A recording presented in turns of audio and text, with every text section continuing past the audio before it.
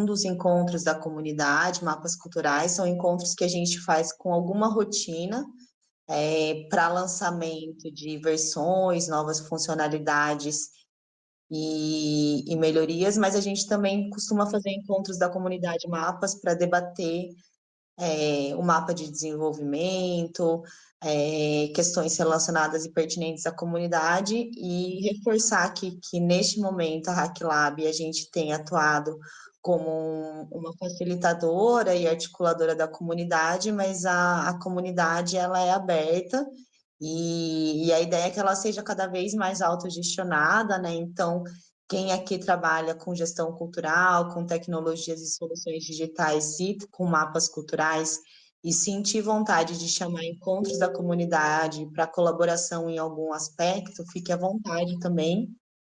A gente tem o canal no Telegram, que o César pode colocar aqui no chat, por favor, mas além disso, vocês podem nos procurar também, a gente organiza esses encontros juntos, né? A gente teve alguns momentos da comunidade em que a gente se reuniu com bastante intensidade para resolver juntos problemas, assim, não só relacionados ao mapas, mas aos fomentos, a como fazer configurações ou como pensar soluções relacionadas aos processos de fomento e gestão da cultura usando mapas. Então, assim, é super bem-vindo, a gente fica bem feliz se outras pessoas convocarem esses encontros também, né?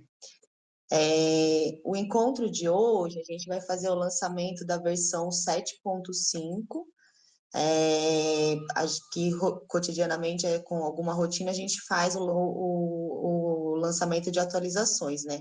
As versões sempre vão ter correções de bugs, elas vão ter novas funcionalidades e elas vão ter incrementos aí que vão acontecendo ao longo do tempo.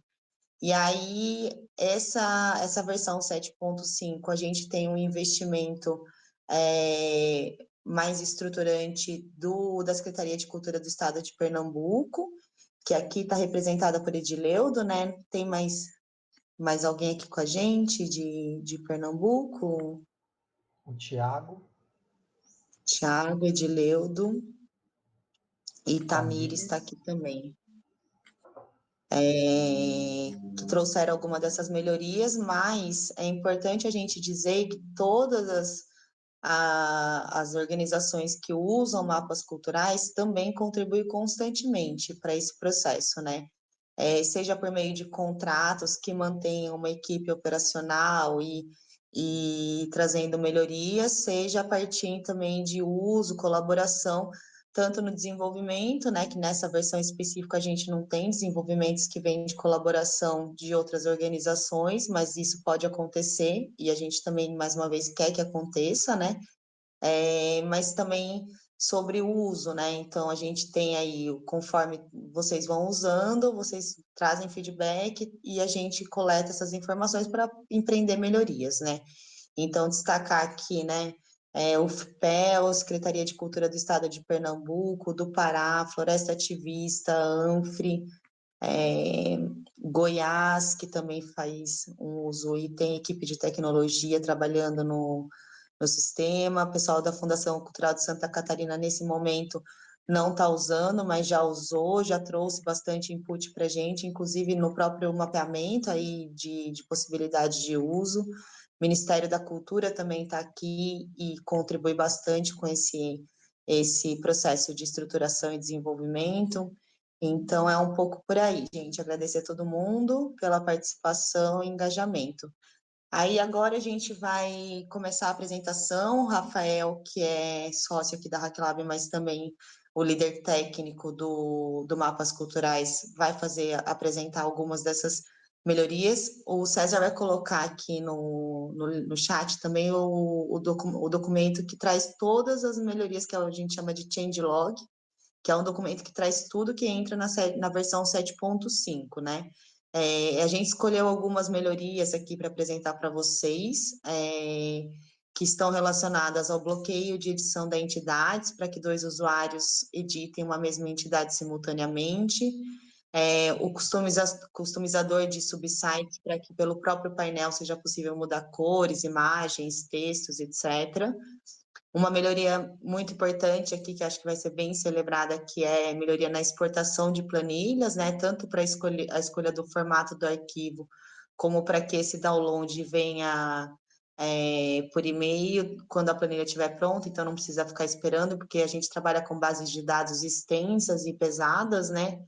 É, e também tem uma funcionalidade relacionada a essa exportação de planilhas, que é na visualização de entidades por tabelas, aí só para administradores, para exportar entidades filtradas. A gente também tem melhoria no formato, no envio de inscrições, que daí está relacionada com o processo também de suporte, diligência, né? Então, agora o gestor vai poder configurar um ou mais campos que podem ser temporariamente abertos para que o agente cultural ou agente cultural possa fazer edição. E a gente tem algumas melhorias no módulo de cotas também, que aí, conforme uso e testes, a gente fez aprimoramentos para garantir a visualização de quais critérios de desempate foram considerados, a distribuição por região e aplicação das cotas em regiões e faixas territoriais. Aí é isso, eu passo a palavra para o Rafa. A gente vai fazer e aí também dizer, gente, que a gente vai fazer um processo, a gente pensou uma metodologia de apresentar cada uma dessas melhorias e ao final da apresentação de uma delas, abrir para comentários. Como a gente escolheu apresentar 7, a gente pede, por favor, só que os comentários, que as falas sejam sucintas para a gente conseguir chegar até o final, tá bem? Então é isso. César? Liz, só para complementar, pessoal, sou o César, trabalho aqui na HackLab, eu só queria dar um complemento que seria um convite aí, né? A gente está com um novo canal no YouTube da comunidade do Mapas Culturais, então eu vou colocar aqui no link também do chat, para quem quiser curtir. A gente está fazendo uma curadoria de vídeos, tutoriais, vídeos históricos da comunidade e também dos vídeos de lançamento nesse canal do Mapas Culturais da comunidade, tá bom? Então tá aqui o link para quem quiser se inscrever, a gente vai depois subir essa apresentação lá também, tá bom? Tinha uma outra pessoa que levantou a mão, eu não sei se ou levantou por engano. Eu acho que foi por engano, né? Então é isso, Rafa, pode seguir aí. Boa tarde, gente. Eu vou seguir a ordem que está aqui no changelog, tá? Para facilitar a organização. Começando então pelo bloqueio de edição de entidades, ou seja, dois usuários não podem editar a mesma entidade simultaneamente. Por que isso? É comum assim que mais de um gestor vai fazer a configuração do edital. Isso acaba causando que os autosaves às vezes sobrescrevam o que o outro está fazendo. Então, alguém está editando uma coisa, o autosave do outro navegador, do outro usuário, acaba sobrescrevendo a edição que tinha sido feita pelo primeiro usuário. Então, quando isso acontecer, eu vou usar aqui uma. Eu estou logado com esse agente cultural 29847. Então, ele vai, vamos por aqui, editar o edital, esse aqui, teste para ranqueamento.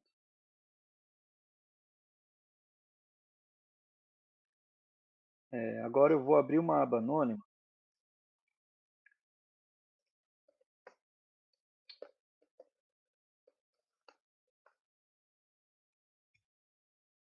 E vou fazer login.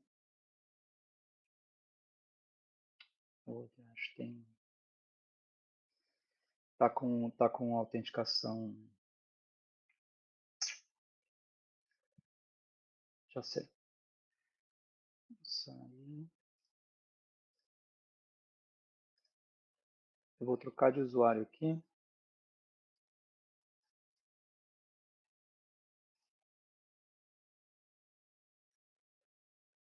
Então aqui eu vou estar logado com esse primeiro, que é o 29819.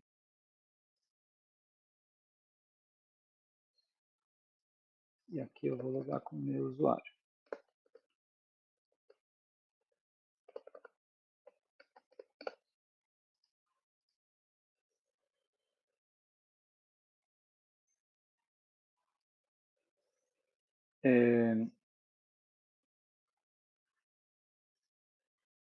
Então eu estou logado em dois navegadores diferentes, com dois usuários diferentes.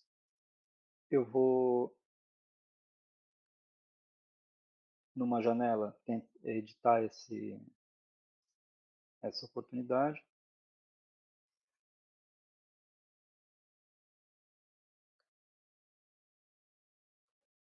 E na outra janela, com outro usuário,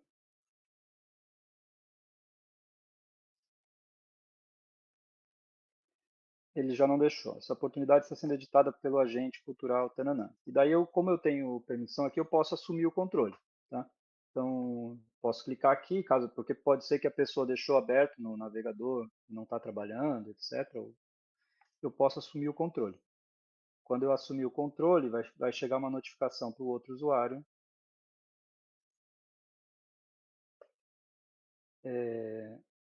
Isso tem um tempinho aqui para acontecer, tá? Ele tem um... a edição foi bloqueada.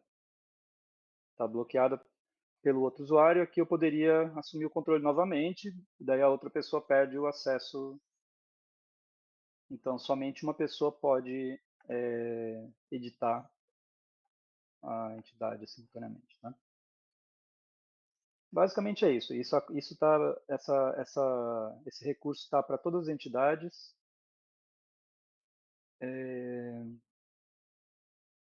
E é isso, simples assim. Se tiverem dúvidas, quiserem fazer algum comentário. Rafa, só complementando, né?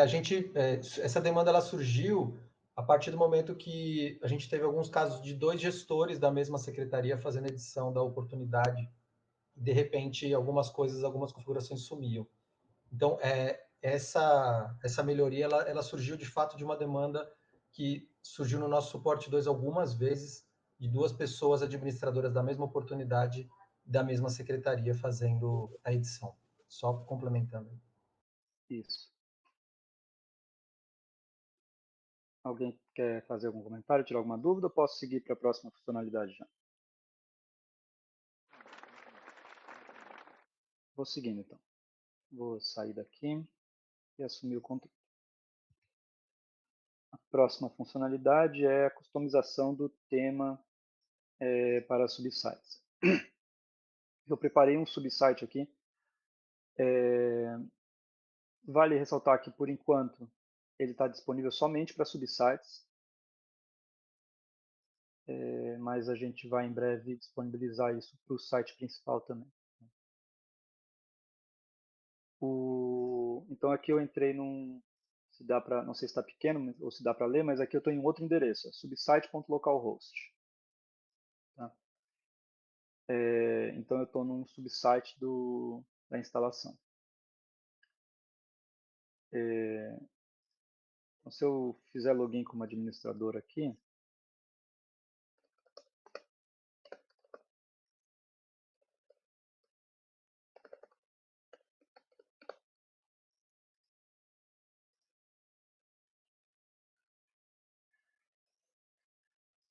eu vou ter um menu novo chamado Aparência.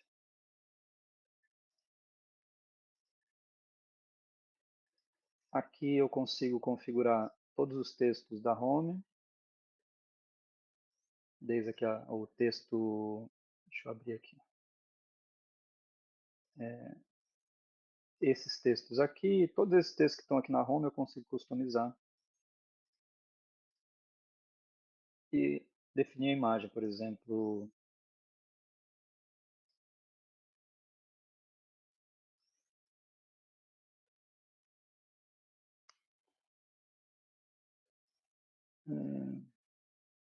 tem uma imagem para teste aqui.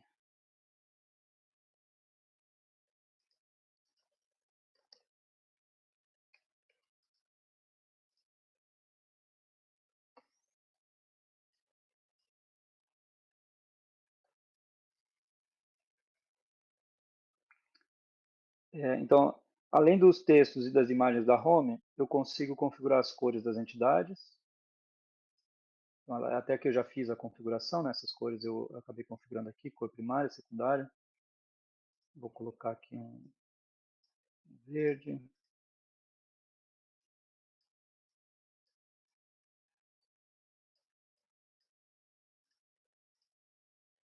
O texto do logo.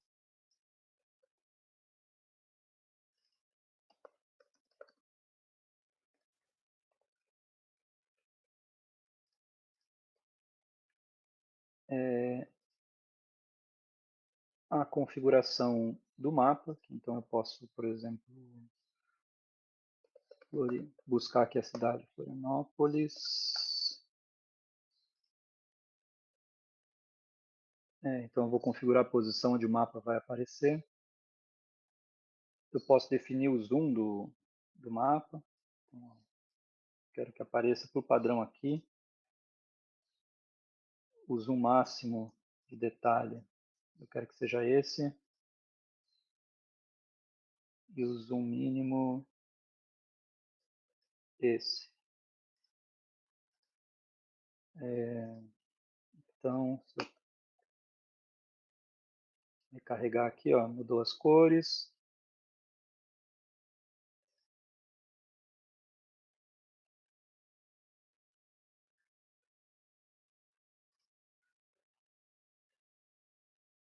E o mapa está lá em Florianópolis.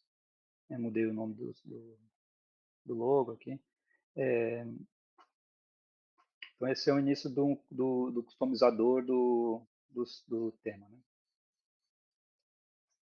Mas, no futuro, devemos implementar novas possibilidades aqui de customização, especialmente filtros e a opção de habilitar ou desabilitar entidades. Se tiverem alguma dúvida ou quiserem fazer algum comentário sobre essa funcionalidade.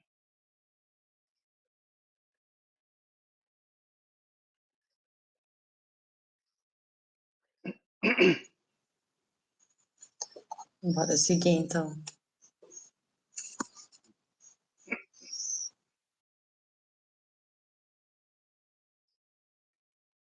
Então, eu vou passar para a parte de exportação de planilhas. Eu vou aproveitar e já vou mostrar isso já junto com a outra funcionalidade que seria a visualização de entidades em tabelas na página de busca, que aqui tem as duas coisas ao mesmo tempo. Tá? Então, vou mostrar primeiro essa e daí já mostro a da exportação.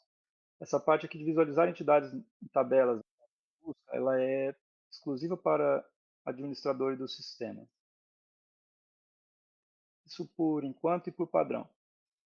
Porque pode ser que a gente, que em algum momento se decida que não seja a melhor opção, possa tornar isso público para os usuários em geral, mas como existe uma questão da Lei Geral de Proteção de Dados que teve uma orientação no sentido de não deixar baixar os agentes para o público, então isso não está disponível para quem não é administrador.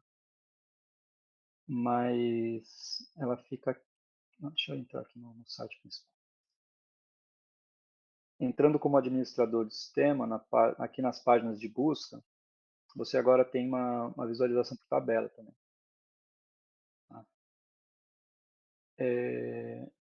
Vou começar mostrando aqui a de espaço. Então é uma tabela simples, você pode habilitar ou desabilitar alguns campos aqui. Fazer filtros, tá? Por tipo, área de atuação, ou selos, para filtrar por selo também, se tiver aplicado na entidade.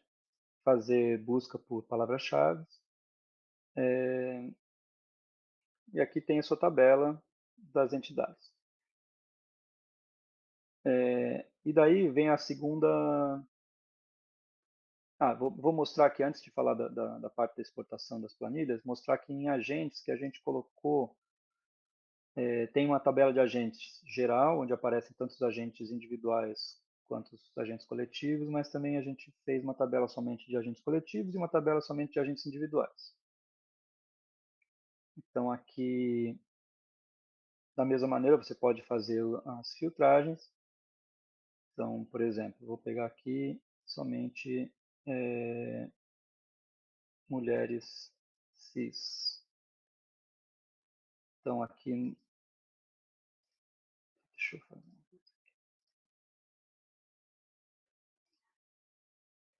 E aqui tem o botão de exportar planilha. Então, aqui vem a próxima funcionalidade, que é a exportação de planilhas, onde você pode escolher o formato que vai ser exportado, entre CSV, XLSX ou ODS. E quando eu clicar aqui, ele vai exportar e eu vou receber por e-mail. Eu vou limpar. Esse sisteminha aqui que eu estou acessando é como se fosse a caixa de entrada, uma caixa de entrada, tá?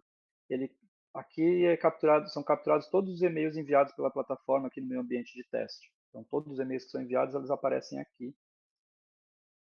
Então, já tenho aqui 4 e-mails que foram enviados desde que eu subi o ambiente de teste.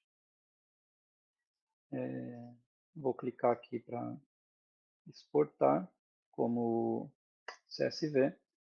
E a iniciação, ele me dá uma mensagem aqui que a exportação foi iniciada. Isso está agora rodando em background a exportação. São 25 mil agentes, demora um pouquinho, mas acho que não muito. Daqui a pouco ele vai chegar um e-mail aqui dizendo que a planilha foi exportada.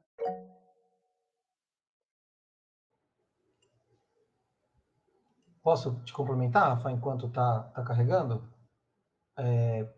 Acho que para quem chegou a usar a versão 5 do Mapas, né, que tinha a interface antiga, antes do redesign, vai lembrar que tinha um botãozinho de baixar a planilha, só que dependendo da quantidade de entidades registradas, o carregamento ele dava timeout, porque ficava muito tempo carregando. Então, quando a gente fez a atualização para a versão 7 do Mapas, a gente já tinha o desejo de fazer minimamente uma exportação de planilha um pouco mais dinâmica e que não onerasse tanto o processamento do servidor do Mapas, por isso que ele está rodando agora em background para você receber um e-mail e clicando no link para baixar a planilha. Então, era um desejo um pouco antigo, a gente conseguiu resolver. Não é ainda o módulo de relatórios que a gente tem na EAP do Mapas, né? Mas já é uma forma dos gestores, pelo menos, conseguirem acessar essas listagens aí das entidades. Isso. Bom, enquanto não chega a planilha que está sendo gerada, eu vou mostrar aqui uma que já está disponível. Por exemplo, essa aqui eu tinha gerado antes. Ele manda um link. Sua planilha de agente foi gerada e está pronta para ser baixada. Acesse o link. Então, é um arquivo. Ele está aqui na URL de arquivos privados. Todas as planilhas exportadas ficam salvas como um arquivo privado no sistema. Você clica e vai baixar. Está aqui em Downloads. Esse aqui eu tinha exportado um ODS.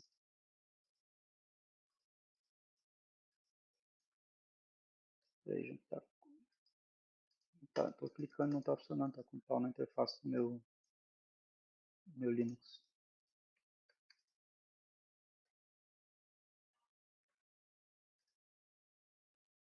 Deu.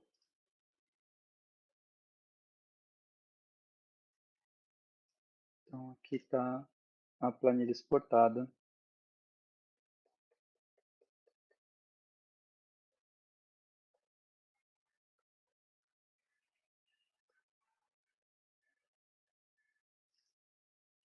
Tá? Então, isso resolve, além da questão que o César comentou, né, da questão do timeout, que estava sendo uma questão, também a questão do formato de exportação, porque a planilha exportava alguns CSV e isso era um problema para quem trabalhava com Office, porque por incrível que pareça, o Office, quando você vai abrir um CSV, né, para quem não sabe, o CSV é um formato que valores separados por vírgula, por padrão. Só que isso depende da configuração de localização do sistema operacional, no caso do Office. Então, se você tenta abrir um CSV no Office em português, ele não vai conseguir ler direito, porque ele espera que seja um ponto e vírgula separador. É meio esquisito isso. Mas enfim, você não consegue, não é fácil de configurar no Office para abrir um CSV. No LibreOffice é mais simples, mas enfim, melhor mesmo é o sistema já poder exportar no formato que a pessoa deseja abrir. Então, está aqui a opção. Isso aqui está em outros exportadores também, então eu vou aproveitar aqui e vou mostrar dentro da planilha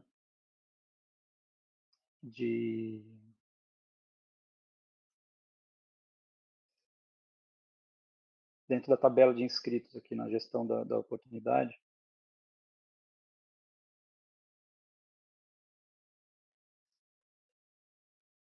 Deixa eu ver se aqui nessa fase já tem inscrição.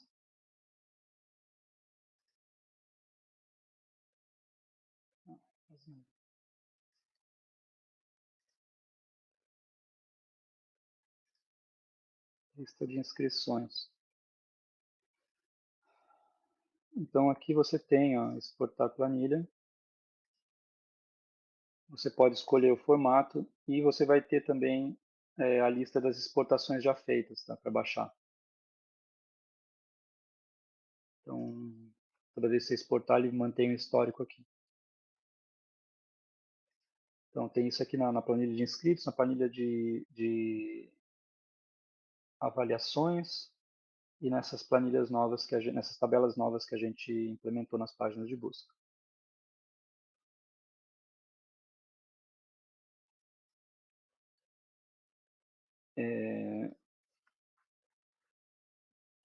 Bom, seguindo, alguém quer fazer um comentário? Tem alguma dúvida? Oi, Rafa. Fala, Jordão. Boa tarde. Parabéns aí pelas implementações. Eu vi lá num dos e-mails que a URL aparece em português, arquivo privado. Aí fiquei em dúvida se mudou também a estrutura interna dos diretórios, aquele private Não, files não. ou mantém. Ficou pronta aquela planilha lá que eu exportei agora. Bom, mas respondendo a sua pergunta, arquivo privado. Não, isso aqui é uma configuração do sistema, tá? Tem um arquivo de configuração que você dá os nomes das rotas. Então, o Mapas acaba usando o nome que está configurado lá. Mas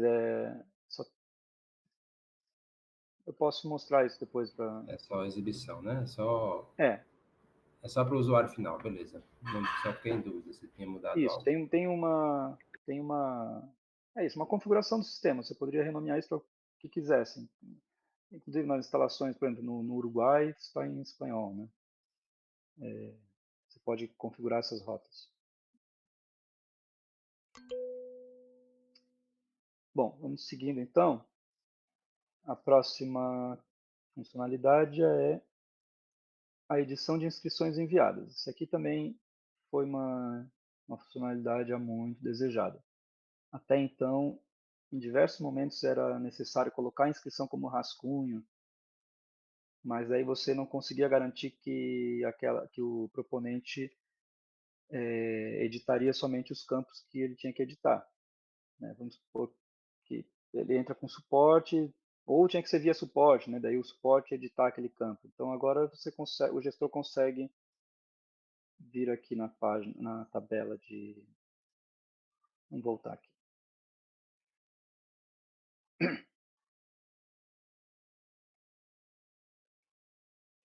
Período de inscrição aqui, ó.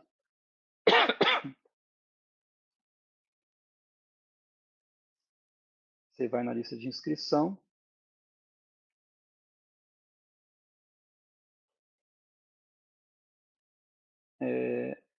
Vamos pegar esse aqui, ó, essa inscrição aqui. Tem esse botãozinho, abrir para edição.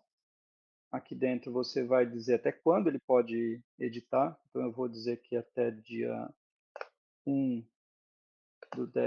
de 2024 até às 19 horas. E ele vai poder editar a data de nascimento,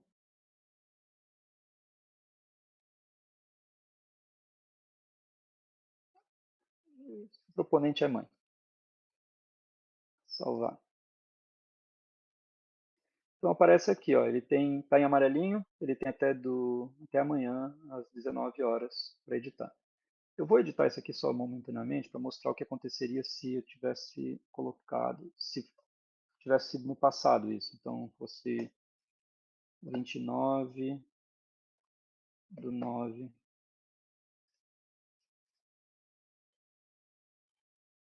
Ia ficar vermelhinho porque ele já perdeu a data. Nesse momento ele não poderia, nessa situação o proponente não consegue mais editar, tá? Não consegue mais editar e enviar. Então, mas voltando aqui, está em amarelinho porque ele não editou e não enviou. Então eu vou pegar esse agente cultural, vou até, não sei se vocês notaram, vou mostrar essa funcionalidade aqui. Não sei se notaram que existe essa que estava aqui na projeção, essa tarjinha amarela, que eu estou logado como outro usuário.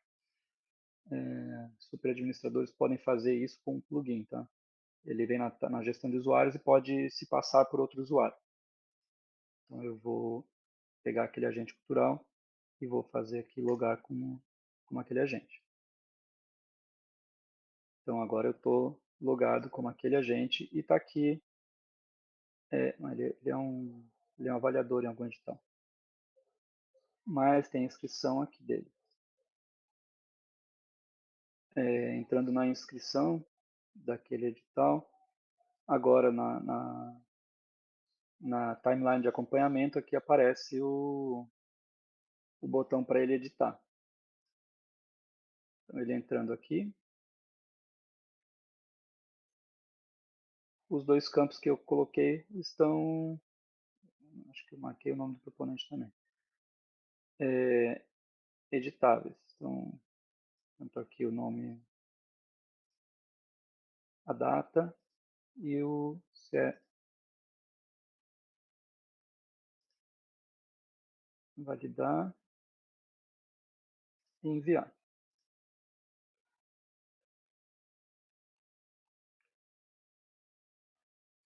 Pronto, ele enviou, agora já não tem mais aqui o botão para ele poder editar, ele já terminou a edição, enviou. Eu vou voltar como administrador.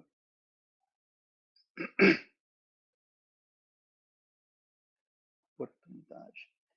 Aqui eu estava logado como outro usuário. Eu acho que aqui agora vai aparecer aquela mensagem do bloqueio, porque eu estava, na verdade, como outro administrador e eu voltei como administrador principal que eu estava logado. Tá? Mas assumo o controle, não tem problema.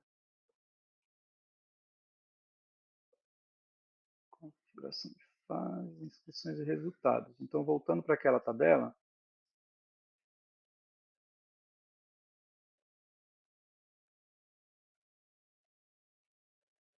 eu consigo ver que ele enviou que ele já enviou os campos. Eu posso reabrir se for o caso, tá? Teria que reabrir para edição, porque pode ser necessário. Mas enfim, ele enviou aqui, ó, no dia 30 às 16h12. Se eu quiser reabrir para ele, simplesmente clico aqui no botão. Então isso vai facilitar bastante ali o... Pode falar, César. Não, só queria complementar que muitas vezes, em algumas situações, os gestores precisavam criar uma nova fase de coleta de dados, às vezes para não precisar reabrir a inscrição inteira para edição, porque ele poderia colocar em rascunho se estivesse dentro do período de inscrição ainda. Então, é uma forma mais segura de você permitir a edição de algumas informações, né? As informações que forem necessárias para ele editar. Isso no universo de um edital com poucos casos de precisar fazer edição, ele é funcional, Então, também era uma demanda da gente conseguir fazer de uma forma controlada, que os gestores permitissem o proponente fazer a edição dessas informações. Era só isso, Rafa. Isso.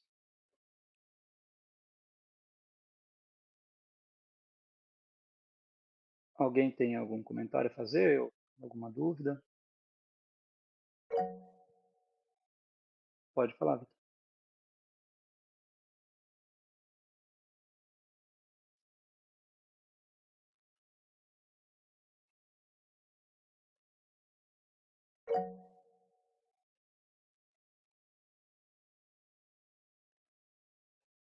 Pode falar, Edileudo.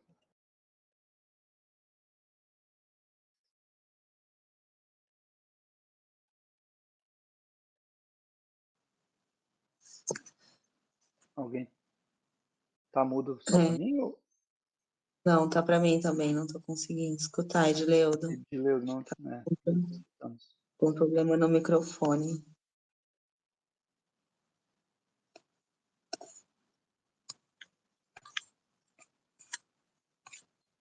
Alô, estão me ouvindo? Agora sim. foi. Era o microfone aqui que não tava no errado. Uma dúvida sobre isso aí. Se eu posso editar ele em qualquer momento da oportunidade, ou se tem um momento específico que eu posso estar abrindo para edição.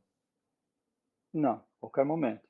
Qualquer Então, fase. Por mais que essa fase esteja fechada, eu ainda posso abrir para ele editar. Sim, ó, essa fase aqui tinha terminado no dia 12 de setembro. Legal. Só isso mesmo. Obrigado.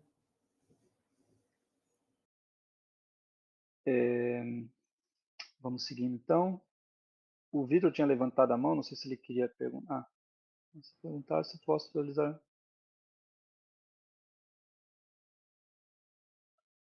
Depois a gente comenta isso, Vitor. Vamos só terminando a apresentação, a gente entra nessa questão. Ele perguntou se ele poderia atualizar para a versão 7.5 durante o período de avaliação da PNAD.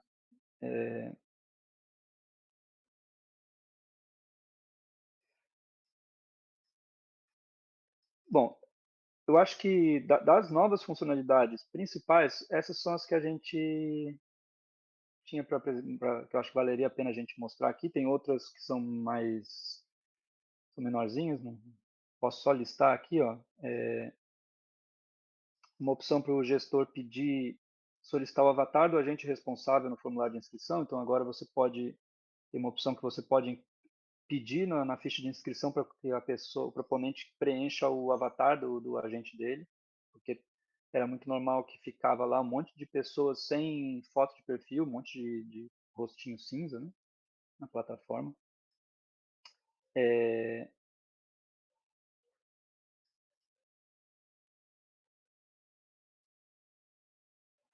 Foi implementada uma nova tela de configuração dos agentes de suporte,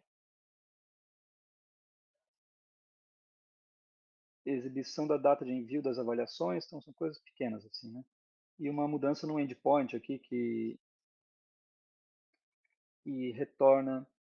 Isso aqui eu acho que é das melhorias das cotas que eu acho que vale a pena a gente mostrar. Então, daí já não são novas funcionalidades, assim, melhorias no que já existiam. E daí tem bastante coisa aqui, mas eu acho que o que vale a pena a gente mencionar é a parte das cotas. Então, a gente fez uma refatoração na parte de configuração das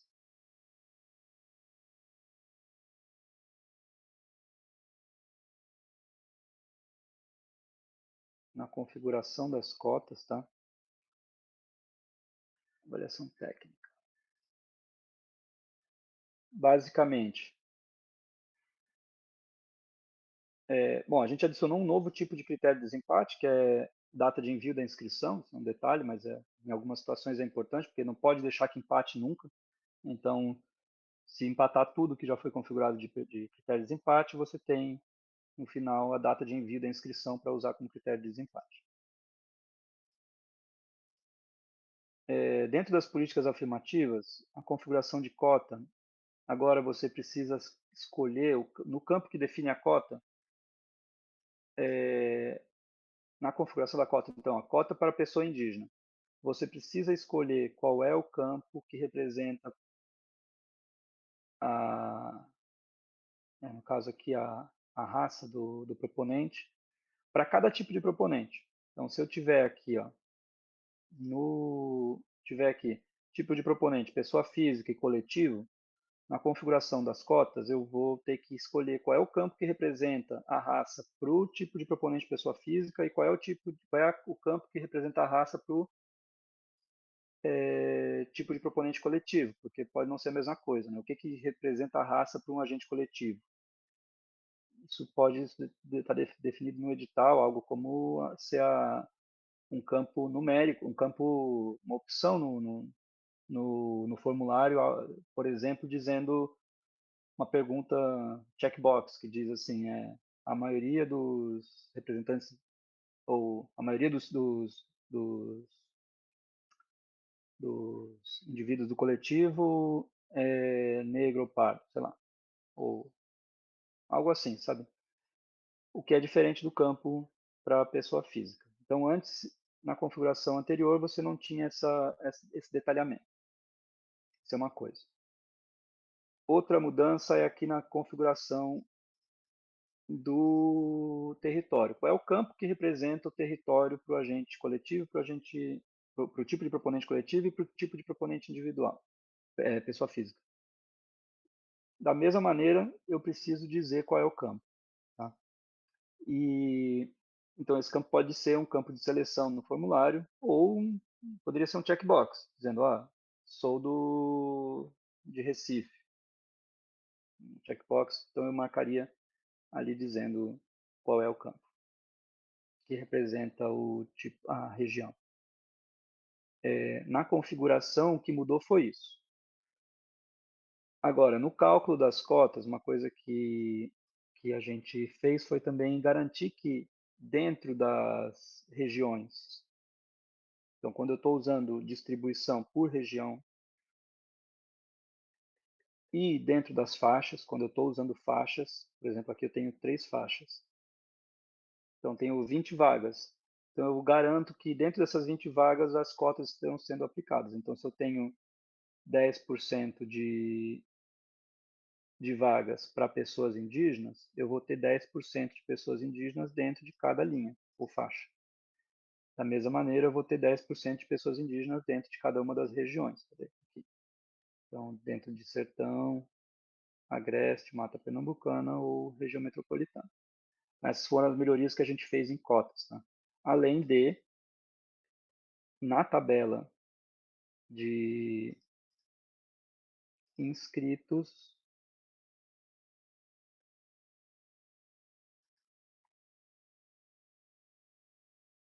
isso é uma coisa que não tinha antes de ter na versão 7.4, que agora tem na 7.5, são esses campos aqui, cotas aplicadas à região e critérios de desempate utilizados. Eu vou tirar aqui as outras colunas de status para ficar mais claro. Então, concorrendo por cotas, sim. Cotas aplicadas, pessoa com deficiência. Pessoa com deficiência. Essa aqui, cota aplicada, pessoa indígena. E aqui os critérios de empate, porque o número 2 e o número 3 têm exatamente a mesma pontuação final. Então, aqui tem quais são os critérios de empates que foram utilizados, tá? Até chegar. Eu acredito que aqui é um ambiente de teste também, né? Então, não foi colocado aqui, por exemplo, o critério de desempate por data de envio da inscrição, porque eu acho que seria o caso aqui, porque os dois são duas inscrições de teste que estão com exatamente os mesmos valores em tudo. Mas, por exemplo, aqui nesse caso aqui, critério de desempate entre esses dois, relevância social 9, relevância cultural 10. Esse é o segundo critério de desempate. Então, deu 9 no primeiro e deu 10 no segundo. Deu 9 no segundo. Esse deu 10, esse deu 9. Por isso que esse está na frente.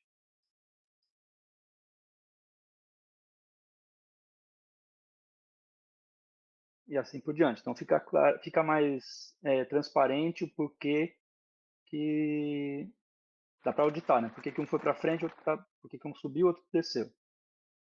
Qual cota foi aplicada, qual critério de empate foi aplicado.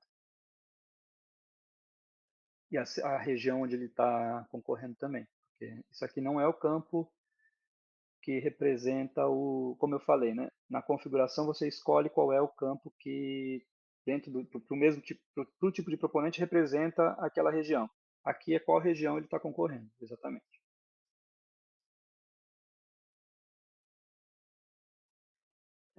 Eu acho que é isso, assim, das melhorias. Tem outras melhorias que a gente poderia listar, mas eu acho que já estamos quase uma hora de encontro. As principais melhorias e novas funcionalidades já foram apresentadas. Se tiverem dúvidas. O Rafa, tem algumas dúvidas que surgiram aqui no chat e eu só queria aproveitar aqui. O André ele fez uma pergunta aqui que é sobre esse tema, que no Ceará existe um entendimento de que as cotas que estão classificadas pela ampla concorrência não concorrem às cotas, né? E esse regramento agora, André, ele está cravado, vamos dizer assim, no decreto que regulamenta as leis de fomento do MINC, né? Então, o MINC, no último ano e meio, vem consolidando uma legislação que vai colocando regras que vão, em alguma medida, homogeneizar a operação dos editais da cultura. Mas, na configuração das cotas aqui, você tem a opção de escolher se você quer ou não contar com as vagas, com pessoas que estão concorrendo por cotas, né? Considerar os cotistas dentro da listagem de ampla concorrência, sim ou não? Né? Então, existe ainda essa configuração, porque quando a gente fez isso, esse decreto ele não estava tão... A gente falou assim, vamos deixar essa permissão funcionando assim, porque vai depender muito do gestor do município. E o nosso entendimento é que sim, o ideal seria que o cotista, a pessoa cotista não que entrasse na ampla concorrência não ocupasse a vaga de cotas, né? Mas enfim, existe essa configuração. E aí a outra que permite que você adeque, tá, André? E a outra dúvida, Rafa, é sobre a questão de abrir, na funcionalidade anterior, né, de abrir a inscrição para edição. A Gisele trouxe aqui uma dúvida, questionando se isso não fere a lei de licitação. E aí, Gisele, acho que o ponto é esse. A gente fez a funcionalidade, se eu não me engano, o pessoal de Pernambuco, se puder me ajudar, porque eu não sei em qual condição de vocês usam as diligências. Mas no caso do Espírito Santo, eu lembro que tem um edital da LIC, Lei de Incentivo à Cultura Capixaba, que a terceira fase de avaliação tem a possibilidade de você abrir para diligência ou não, pedindo um esclarecimento na descrição do projeto, pedindo para a pessoa editar alguma informação. A Verônica, eu acho que ela estava aqui também, se a Verônica quiser explicar melhor, mas eu acho que o mais importante, Gisele, é entender, e a configuração é individual, né? Eu abro inscrição por inscrição. É muito importante lembrar, gente, que o mapa não inventa regra de editais. O mapa ele espelha as regras que são definidas no texto do edital, né? E aí, como eu disse, a gente vem passando por um regramento mais homogêneo aí do MINC, mas existe ainda a autonomia de estados e municípios de fazerem os seus editais com algumas regras específicas. Então, é possível que o gestor utilize essa possibilidade e, como eu disse, a depender do tamanho do edital e da equipe que vai fazer a gestão desse vai e vem de inscrições para edição. Eu quero também adicionar isso que o César falou, que isso fica registrado no banco de dados, né? Então, existe um histórico de revisões de todas as modificações que são feitas numa inscrição. Então, dá para saber quem fez a modificação, quando fez essa modificação e o que foi modificado. Então, se é colocado, é aberto esse campo para edição, vai estar registrado no banco de dados que foi aberto, quando foi aberto, quem que abriu, e depois que o proponente foi lá, fez a modificação e enviou. Então, isso tudo está registrado no banco de dados e é possível fazer uma auditoria depois. Não tem interface hoje no software para isso, mas está no banco de dados e então o técnico da Secult seria capaz de entrar no banco de dados e ver esse histórico de revisão.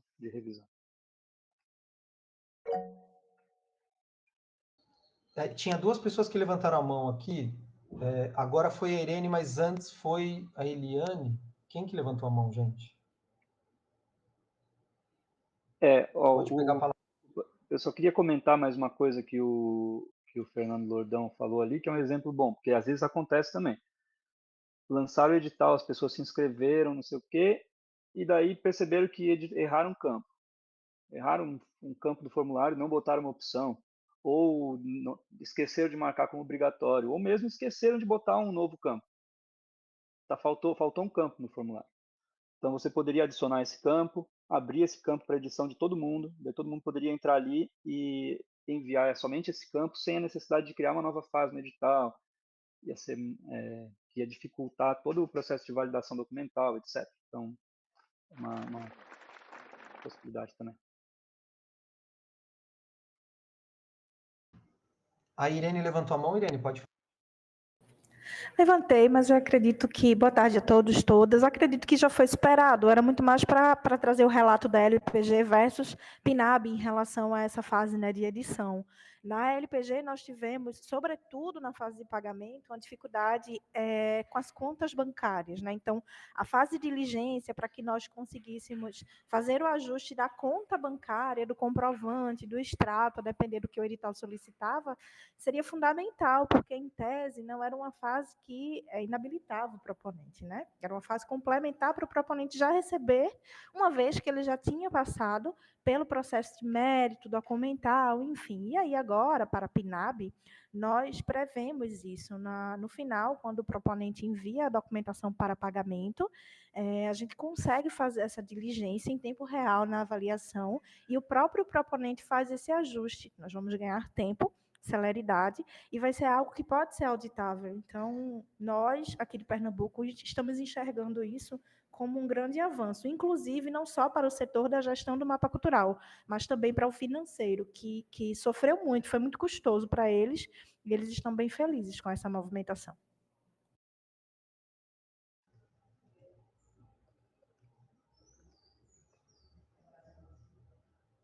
Maravilha. Tem mais algum ponto, Rafa, que você queira enfatizar aí da 7.5? A gente está aberto para pergunta, gente. Quem quiser trazer alguma questão, alguma pergunta, pode falar. O Vitor tinha feito uma pergunta que eu falei de responder no final, sobre atualizar para 7.5 durante o processo de avaliação. Eu acho que tem que avaliar. Sempre é melhor fazer atualização não no meio de um processo muito custoso. Vai ter mudança de interface. Eu acho que uma das melhorias que a gente não mostrou aqui é referente à interface de avaliação. Então, vai ter mudança na interface de avaliação, tanto técnica, documental. Se possível, eu esperaria, porque às vezes não é possível. Então, daí é questão de planejamento, né? Primeiro, testar bem, né? Fazer isso num ambiente de homologação, testar a funcionalidade, de preferência usando o banco de dados de produção. Você coloca no ambiente de homologação esse banco de dados, atualiza e vê a consequência disso.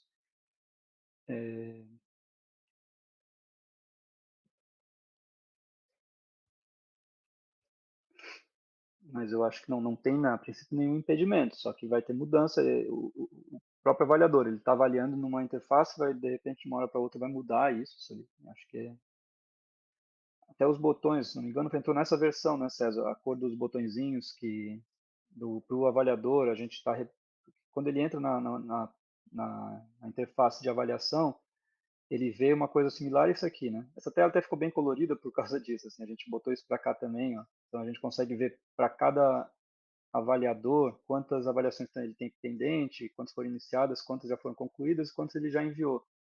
Isso aqui ajuda para o gestor acompanhar o trabalho do avaliador, né?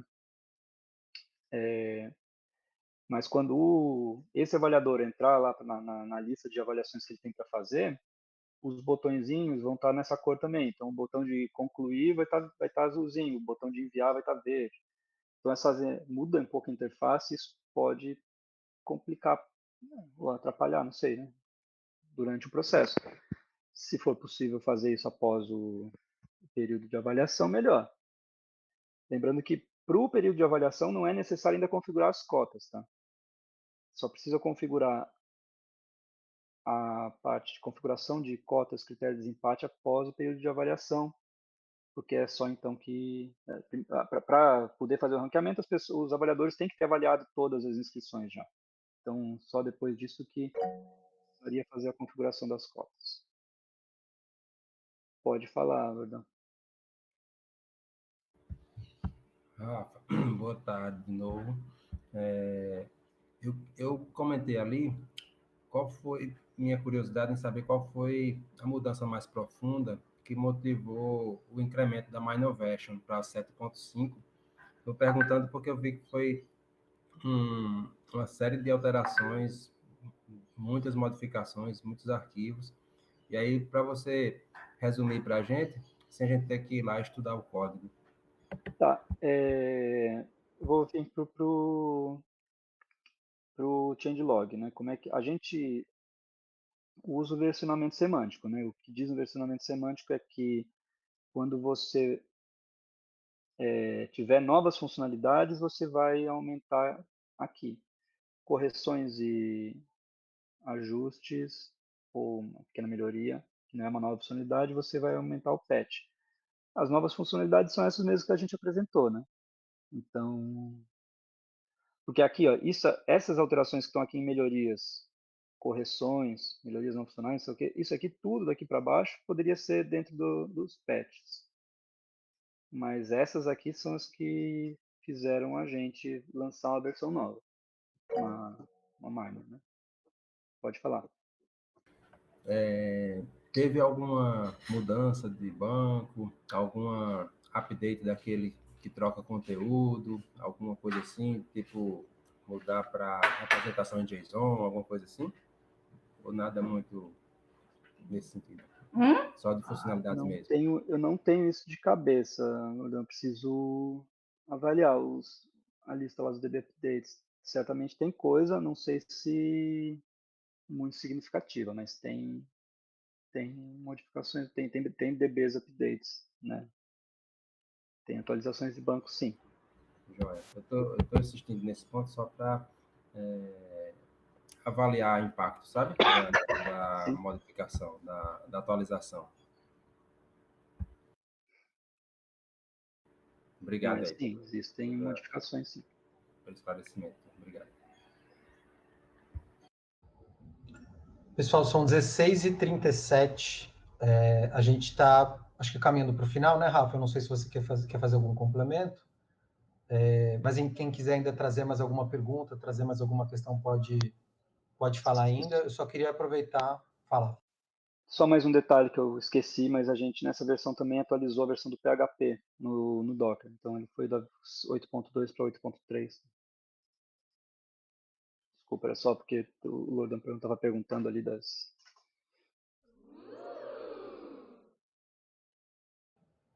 Boa. Perfeito.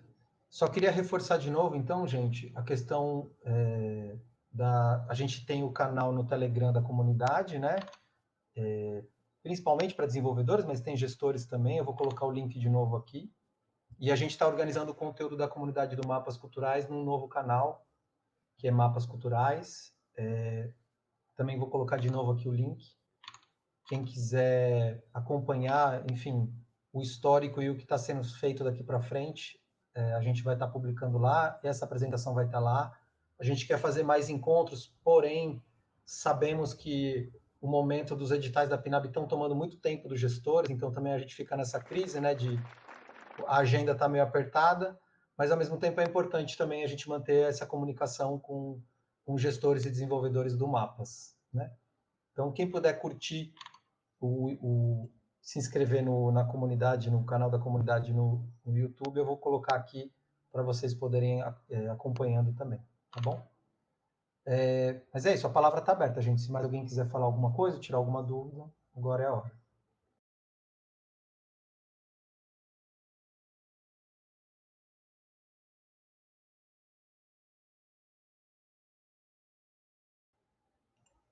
Rafa, você quer dar o spoiler do plugin de pagamentos?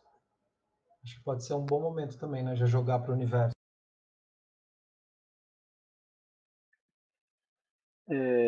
Não, a gente estava querendo, um spoiler mesmo, que nem a gente nem definiu ainda, mas querendo fazer uma apresentação também num plugin de pagamentos que foi desenvolvido com financiamento de Pernambuco. A gente acho que nem conversou com a Irene, com o pessoal para falar disso, mas eu acho que ela não ia se opor, né? A gente fazer uma apresentação dessa, um chamado para apresentar o plugin de pagamentos, que é o que eu acho que pode ser útil para vários clientes, né? Para várias secretarias. Maravilha, a gente vai conversar aqui, daí organiza mais essa. Aí é isso, gente. Se de um modo geral vocês quiserem comentar também o próprio encontro, quiserem propor aqui, né, agora nos últimos minutos da reunião, outros temas para encontro da comunidade também, fiquem à vontade.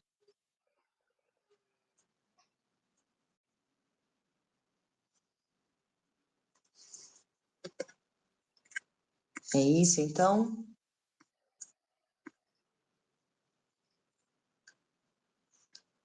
Então tá. Agradecer a participação de todo mundo. Em breve o César vai subir esse vídeo também lá no YouTube e a gente compartilha no canal da comunidade, tá bem? O Vitor trouxe uma pergunta aqui final, que é se vai ter alguma novidade em relação a recurso dentro do mapa. Por enquanto não tem previsão de desenvolvimento sobre de questões de recurso. Tá bom, Vitor? É isso então, gente. Obrigada mais uma vez. E logo mais a gente se encontra de novo. Valeu, boa tarde a todos. Valeu. Valeu, pessoal. Obrigado.